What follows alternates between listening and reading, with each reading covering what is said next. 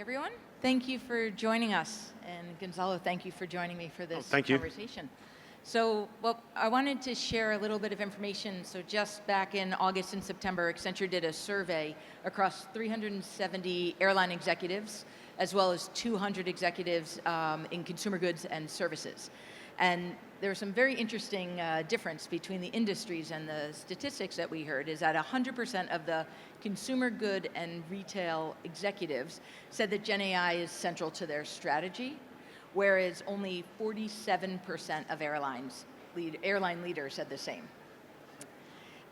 Similarly, only 7% of airline leaders said that AI is transforming their commercial functions, as opposed to 66% who said they're focused on seeing an impact in their non-commercial functions.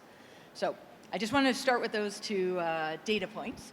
And then what I'd like to do is walk through the 4 themes that we heard throughout the survey and get Gonçalo's perspective. So the first theme was around need for scale versus pilot. So we're seeing a ton of experimentation, but with many pilots, many POCs, but very little scale in the AI space across all the different variations. I'd love to hear your thoughts on that, as well as what's it really going to take to see scale?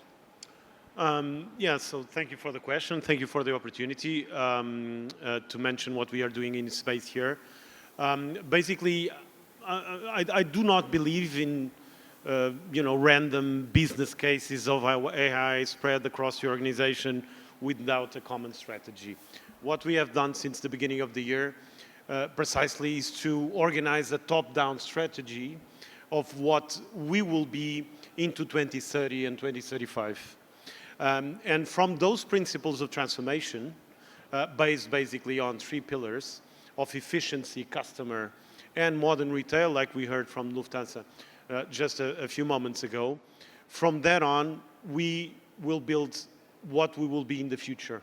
And AI and tech is an enabler for that.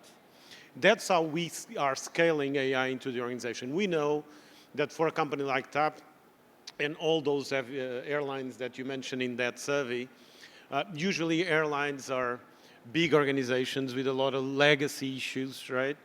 The world that is coming over the next 5 to 10 years will be about a massive change.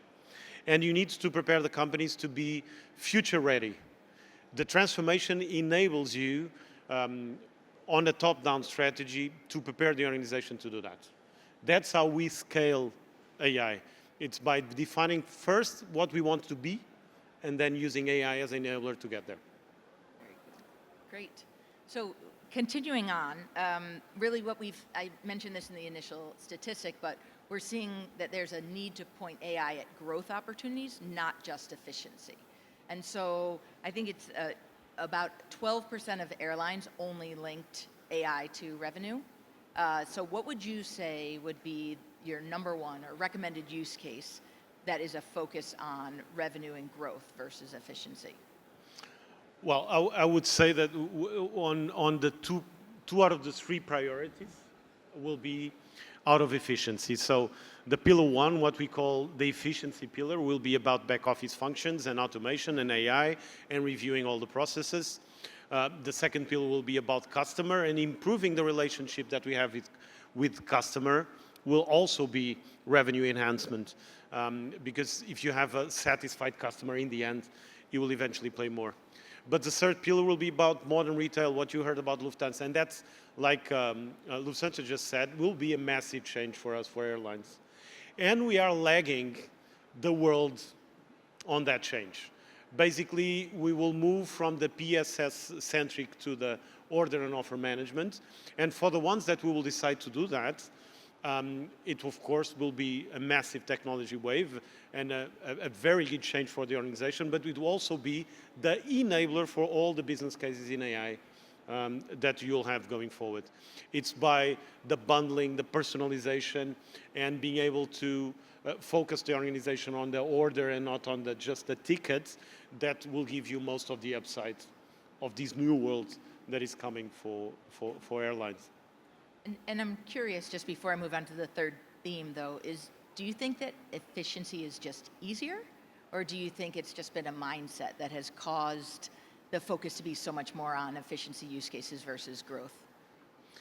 Well, yes, I think it's more straightforward. It's easier to think about automation as being something that saves costs, right? It requires a vision to probably see the upside of revenue. But for us, it's not because it's easy, right? For the ones that know TAP, we have been the last 4 years implementing our restructuring plan, right? As an airline, we suffer with COVID.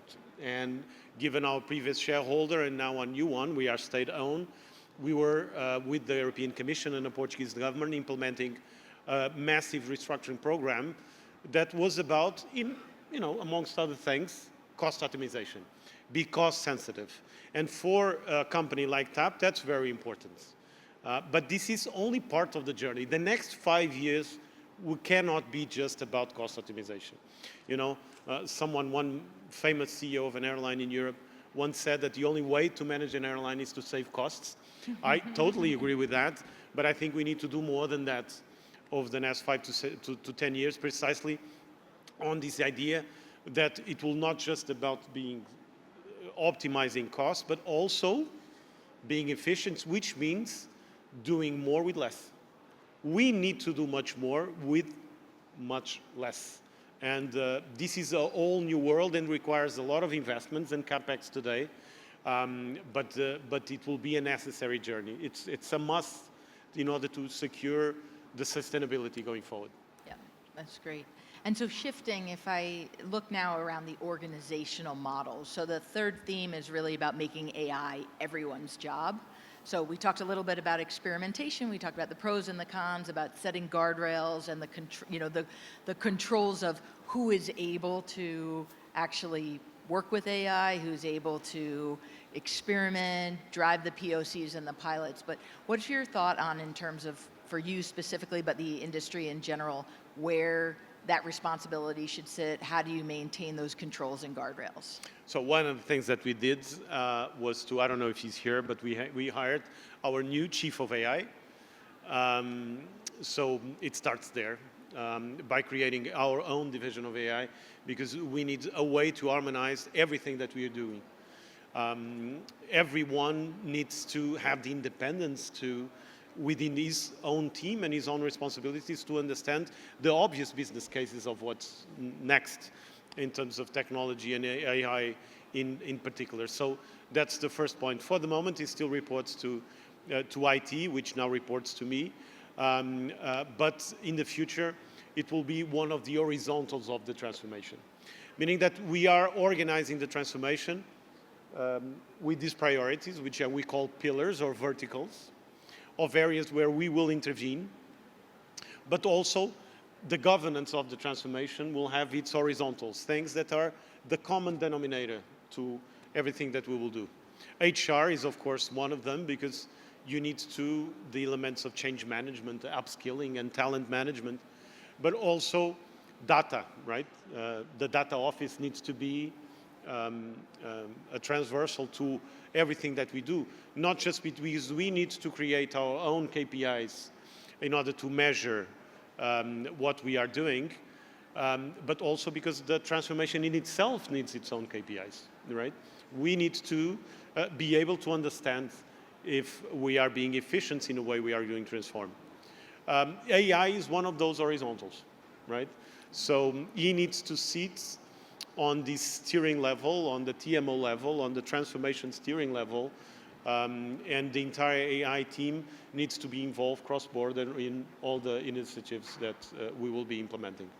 Good. So you just touched a bit on theme 4. Okay, so sorry. There you go. No, we'll get into it a little bit deeper. I'll repeat. Yes, good. The 4th theme was about building workforce readiness and trust. Oh, yeah. Right? And so one of the biggest things is, one of the statistics coming from our survey said that less than 1 in 5 airline employees consider themselves AI ready or AI literate. So what would you recommend are the activities and responsibilities of the airlines to engage their employees for adoption? I think the massive change that is coming, and it's happening right now, of course it will involve also a massive wave of adaptation. But we need to also be aware that probably not everybody will be up to the task or willing to do the task, or even willingness to change will be a factor here. And the idea that I think we need to understand, that we talk in the company a lot, is that most of the things that we think we know will happen, it will be much more than that, right? So we need not just to change, but we need to change to be prepared for the change. One of the things that we will be doing, as I mentioned, is a necessary program to upskill, right? Meaning that for the transformation, if when we will go ahead with the plan, with the program, we need to create our own divisions of transform. We need to create our own teams that will lead the transformation. First, we need to select who will be basically in touch with those initiatives, who will be responsible for the transformation. But also to take the opportunity to, within the change management of the organization, to contaminate everyone else with the new ways of working, but also with the new speeds that the organization will need to move, right? So this idea that the transformation is also an opportunity for us to change the culture, because I think it's necessary. It's a matter of survival and sustainability. Of course, the best ones will lead as an example, not just the transformation, but also the way to explain AI as a business case to everyone. Yeah, no, that's great to hear, because I think upskilling and cultural readiness have been the big themes that we've seen around it. We say in the airline industry, but really across this survey, we saw it in all the consumer. Yeah, this is not just an aviation thing, right? That's right. We probably have more legacy issues than other. You mentioned the consumer, right? We all go to Amazon for more than 20 years and we do our shopping cart. They are already in the order management world, right?